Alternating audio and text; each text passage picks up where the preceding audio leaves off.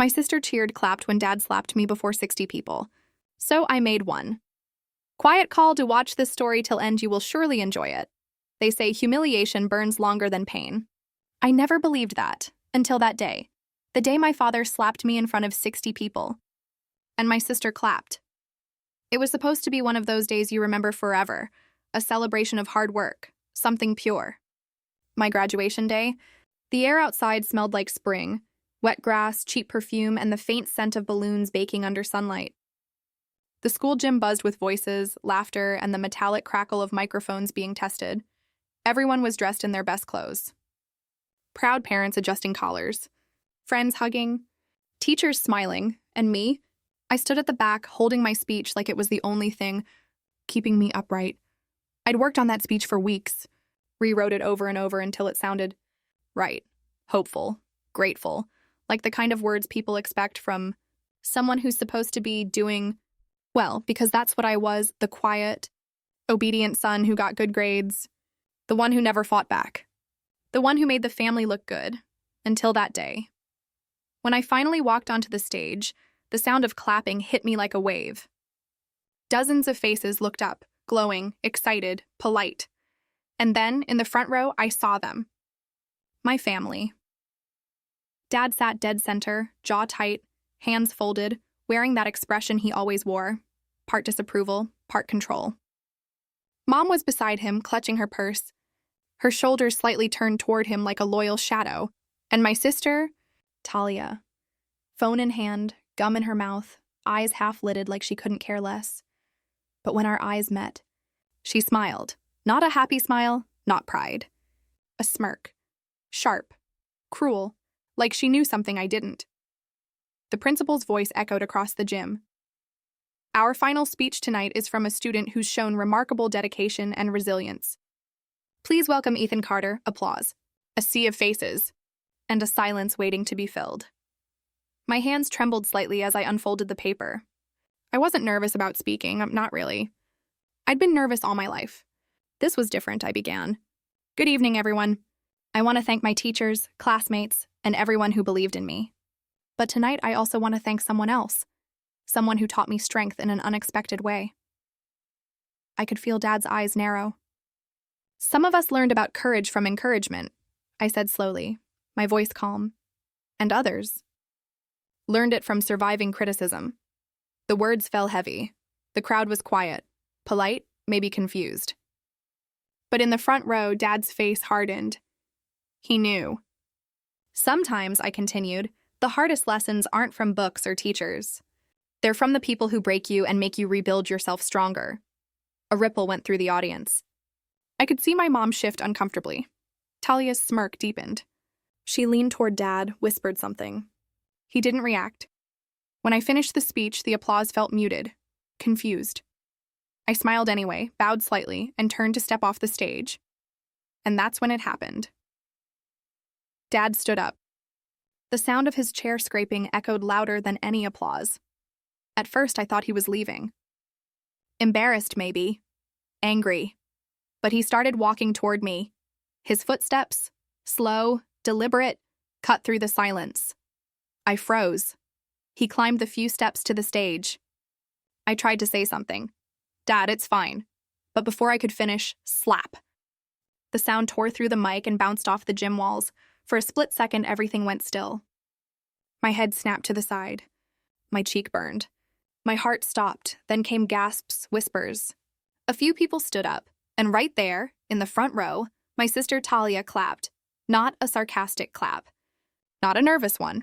A full, gleeful, mocking round of applause. Finally! She shouted, laughing. About time someone shut him up. The sound of her laughter cut deeper than the slap. I looked at her, my own sister, and she just laughed harder, her phone raised, recording. Dad turned toward the audience, his voice firm. Family matter. He needed to learn some respect. He walked off stage, face flushed with pride. Mom followed him, head down. Talia was still filming, and I just stood there, under the lights, in front of 60 people, my humiliation immortalized in pixels. I don't remember walking off the stage. I don't remember the rest of the ceremony. All I remember is the quiet that followed me home, The kind of quiet that screams.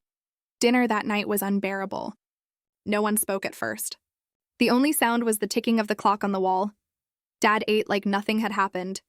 Mom picked at her food. Talia scrolled on her phone, giggling. Finally, Dad looked up. "You embarrassed this family tonight." I said nothing. "You think you can talk about me in front of everyone? Make me look like some monster?" I stared at my plate. My cheek still stung. "Answer me!" he barked. "I didn't mention you," I said quietly. He slammed his hand on the table. "Don't lie to me." Mom flinched but said nothing. Talia laughed under her breath. "You kind of deserved it," she said. "You've been acting like you're better than everyone lately." "Talia," Mom said softly, "enough." But Dad nodded. "No, let her speak." "She's right." The rage in his eyes was familiar, predictable, empty. I stood up slowly, pushing my chair back. "I'm not hungry." Dad's voice followed me down the hallway. "Don't walk away from me, boy." I didn't stop. Upstairs, I closed my door, locked it, and sat on the edge of my bed. My phone buzzed, notification after notification, mentions, comments, reposts, and there it was, Talia's video. Caption: "When your brother forgets his place. Family drama, legend dad, thousands of views already. People laughing, commenting. That slap was well-deserved. OMG, I felt that. Your dad's a real one." I just stared at it, my face frozen mid-slap, the sound echoing in my head. That's when I felt something inside me shift, not rage. Not sadness, just stillness. Cold, focused, calm. I closed the app. Opened notes and began typing. Every word. Every incident. Every bruise I'd hidden. Every time Talia laughed while I was being yelled at. Dates, times, details. Because if they were going to treat my pain like entertainment, I was going to turn their laughter into evidence. Around midnight, I heard footsteps in the hallway. Mom's voice, soft, hesitant. "Ethan, can I come in?" I didn't answer at first. Then I unlocked the door. She stepped in, holding a cup of tea. Her eyes were red, not from crying, but from exhaustion. "You shouldn't provoke him like that," she said quietly. I stared at her. "You saw what he did. He just lost his temper. In front of everyone. Mom. He's under a lot of stress lately." I laughed bitterly. "You always have an excuse ready, don't you?" Her eyes watered. "You don't understand him." "No," I said. "I understand him perfectly." That's the problem. She didn't respond. Just sighed, set the tea down, and whispered, "Please, don't make things worse." Then she left, and in that moment I realized she wasn't asking me to keep the peace.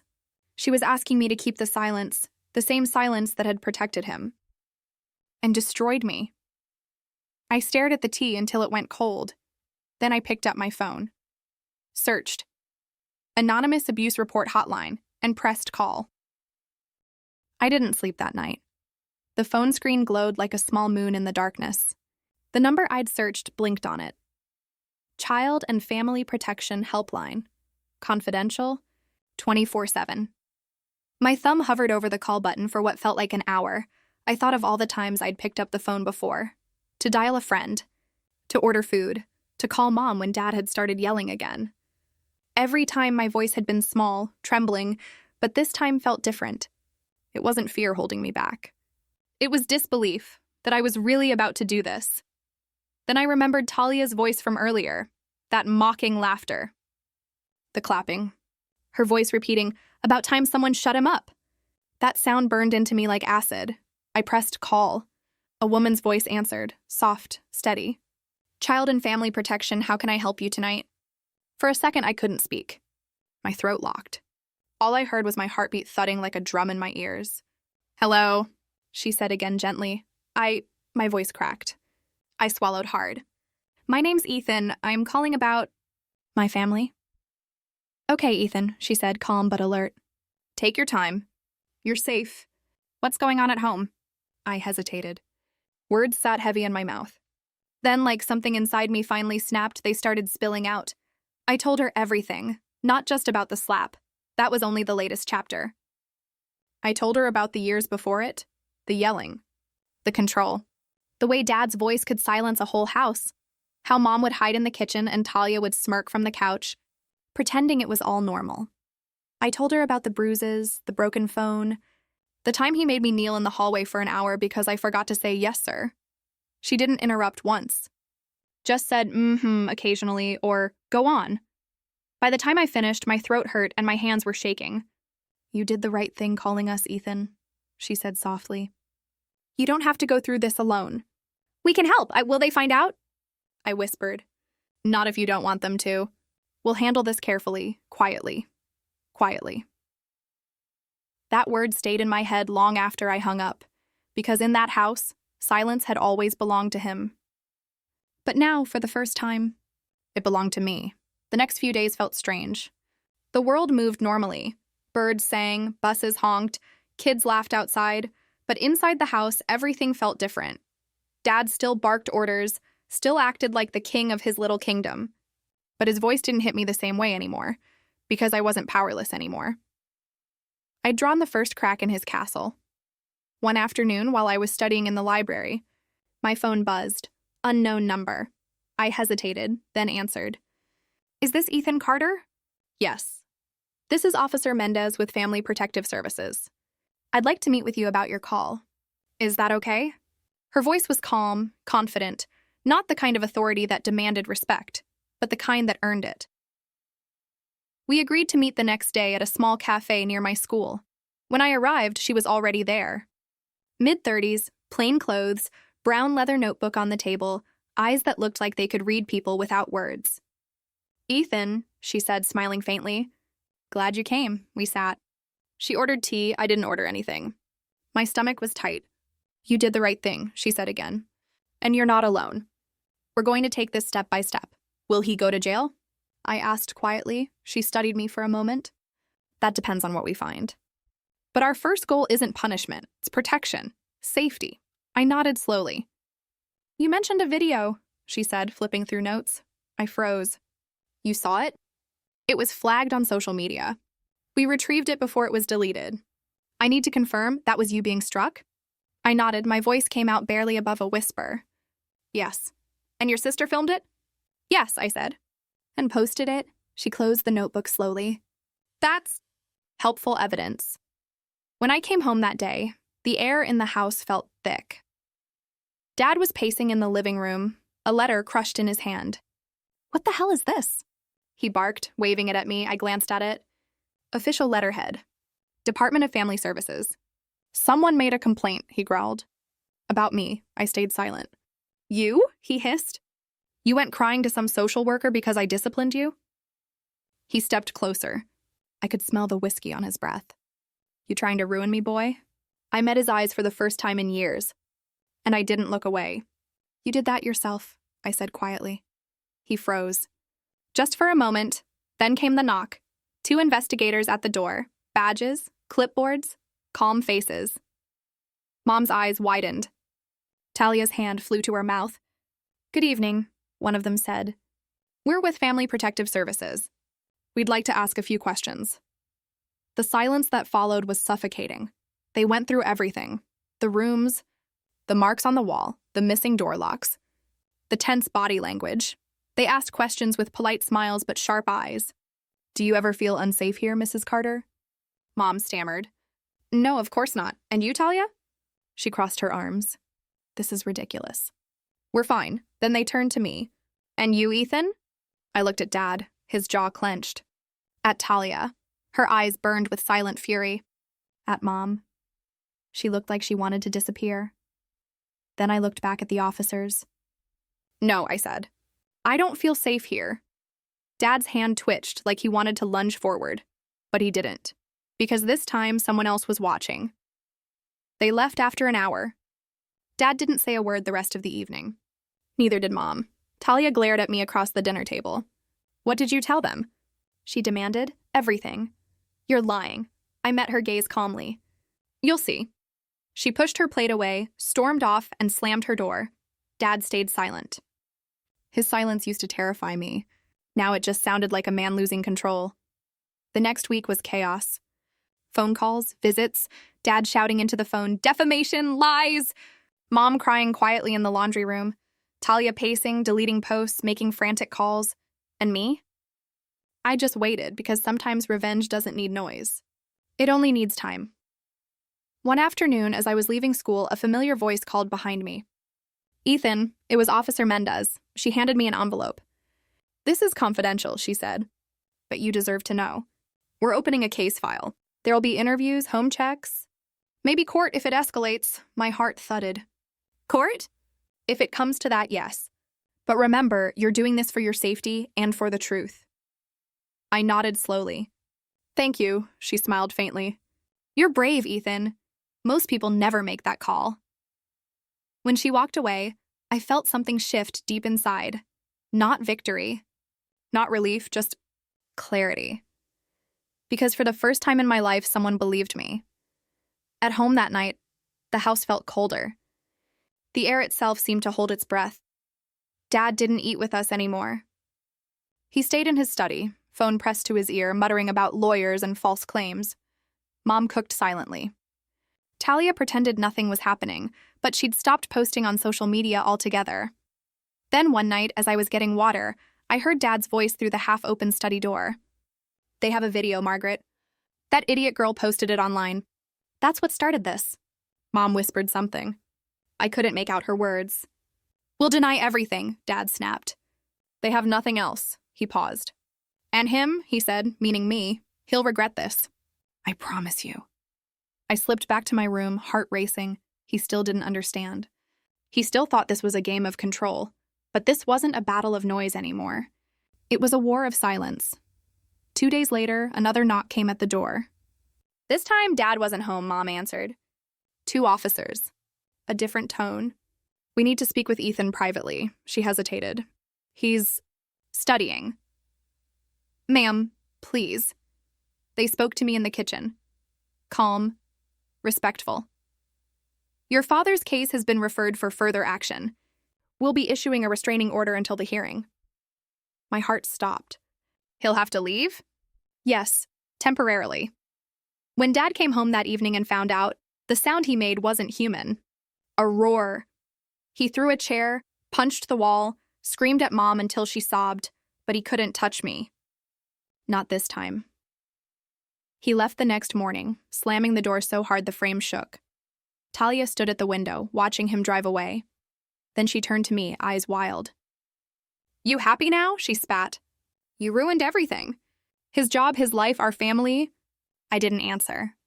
Do you even know what you've done? I looked her dead in the eyes. Yeah, I said quietly. I told the truth. She laughed bitterly. Truth? You just wanted revenge. Maybe, I said. But at least I didn't post it online for views. Her face drained of color. It was just a joke. No, it was your applause while I got humiliated. That's what it was. She stepped closer, trembling. I'll fix it. I'll delete everything. You can't, I said. It's already everywhere.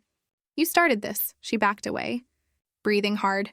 And for the first time in my life, Talia, my cruel, untouchable sister, looked afraid of me.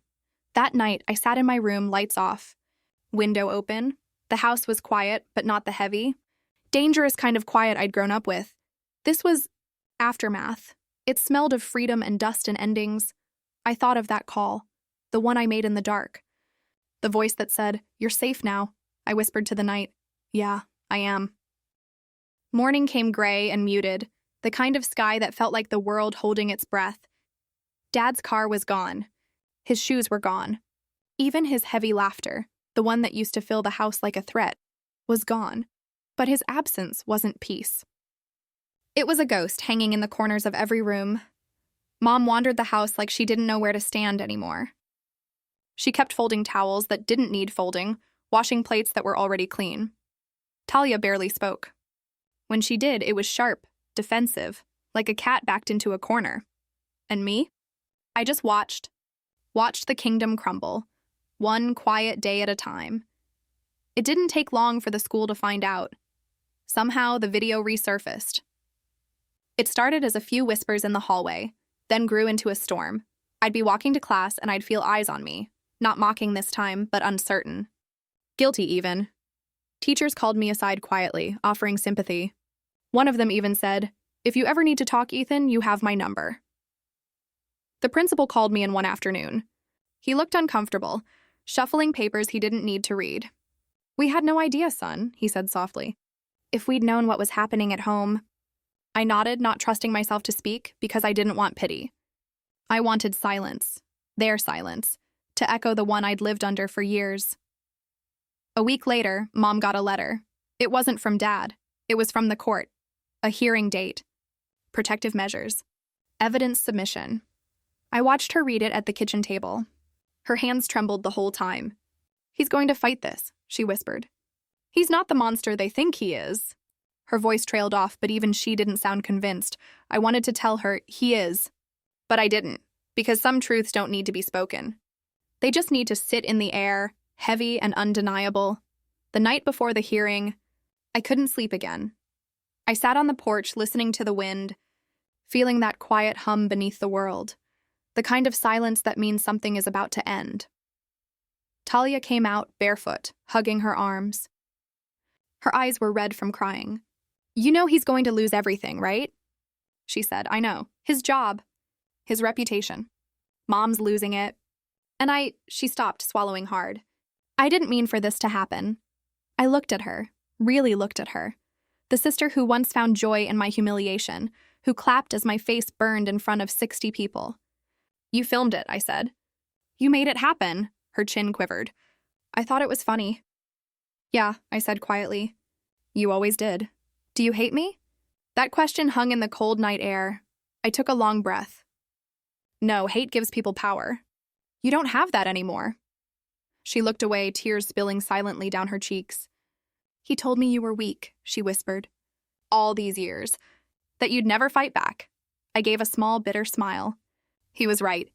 I didn't fight back. I just called. She nodded slowly, as if understanding too late. Then she said the one thing I didn't expect. "I wish I hadn't clapped." And for the first time in years, I believed she meant it. The day of the hearing came like a cold sunrise. The courthouse smelled of dust and tension. Reporters lingered outside.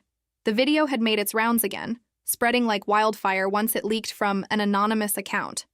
I didn't post it. I didn't have to. The internet had its own way of keeping receipts. Inside, Dad sat at the table beside his lawyer, a man too polished, too confident, pretending the case was routine. When Dad looked at me, it was like he was trying to stare through me, like if he looked long enough, I'd become small again. But I didn't. Officer Mendez sat behind me, calm, present, like an anchor. When the judge spoke, it felt like thunder muffled by walls. The court recognizes the severity of this evidence. The recording shows physical assault in front of witnesses. Testimonies confirm a pattern of emotional and psychological abuse. Dad's lawyer protested, muttering about context and discipline. But the judge silenced him with a look. "Mr. Carter," he said finally, "this is not discipline. This is violence." Those words, "this is violence," echoed through me like church bells. It was over in under an hour. Restraining order extended. Counseling mandated. His teaching license? Suspended. He stood there, stiff and pale, like a man realizing his reflection had turned against him. When he left the courtroom, he didn't look back at me. That was his last attempt at control, pretending I didn't exist, and that was fine. Because I didn't need his acknowledgement anymore. Life didn't fix itself overnight. The house still felt heavy. Mom spoke in half sentences. Talia moved out 2 weeks later, saying she needed space. But I started sleeping again. Not peacefully. Not yet. But without fear. The silence that used to crush me now felt like air. Months passed. I graduated. When I stood on that stage in my gown, I scanned the crowd. Mom was there, smiling faintly, clapping softly. No Dad, no Talia. But that was okay. Because this applause didn't sting. It felt real. One evening, I got a message from an unknown number. Just 5 words. "You destroyed our family, Ethan." No name, but I didn't need one. It was him. I stared at the message for a long time. Then I typed back, "No, you did," and hit send. Weeks later, a letter came in the mail. No return address. Inside was a single photo, a family portrait from years ago. All of us smiling, fake, staged. Someone, probably him, had drawn a red X over my face. I looked at it for a long time. Then I lit a match. Watched the edges curl, the paper blacken, the smiles melt into smoke. And as the ashes drifted out the window, I whispered to the darkness, "You can keep your silence. I have mine." Now when people ask me why I'm so calm, I just smile. They think it's strength. It's not. It's what happens when you finally realize you don't need to scream to be heard. You just have to make one quiet call.